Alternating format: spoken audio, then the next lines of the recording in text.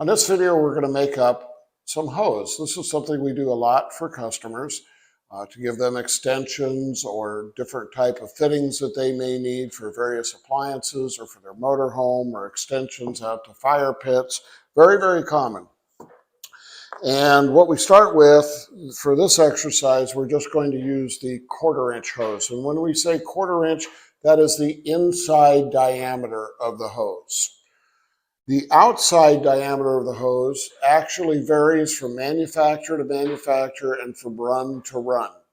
So that is why we have a multitude of different ferrules. Ferrules are the units that go on the end of the hose and allow you to crimp the hose onto the fitting. In this case, we're going to be using a barbed, 1/4 inch barbed fitting.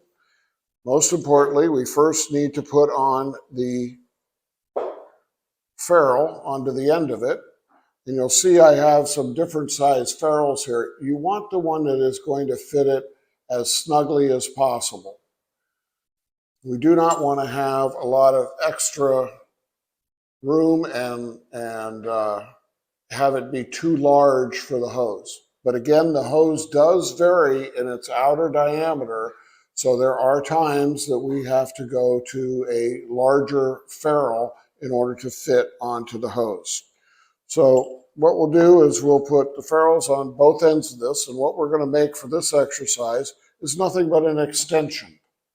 And let's say it's for a fire pit. Well, very commonly on a fire pit, you're going to have a 3/8 male flare that is attached to the fire pit or the barbecue.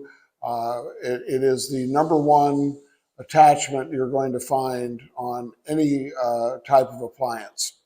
So we know that this is what's coming out of it, and the best way to think about this is just like an electrical extension cord. One end has a male, the other end has a female. For this, we'll put the male on one end. I like to wet them a little bit, and we slide it all the way in.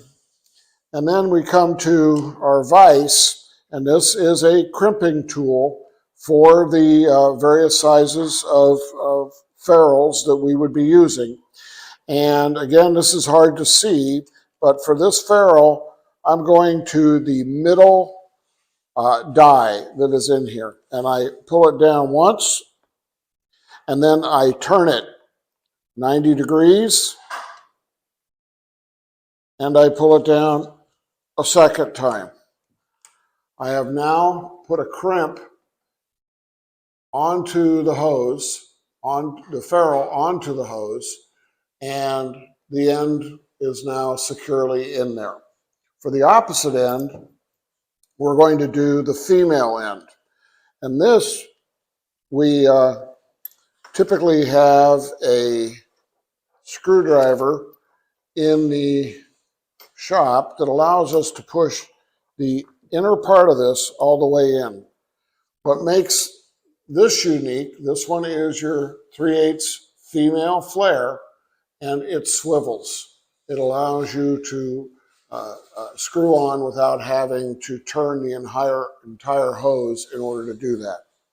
We're going to choose the same die that we used before, down once, and that put a mark at 12 6, and then we're going to turn it over to 9 3, and we're going to clamp it a second time, and the end result is we have a hose that we've made that is an extension.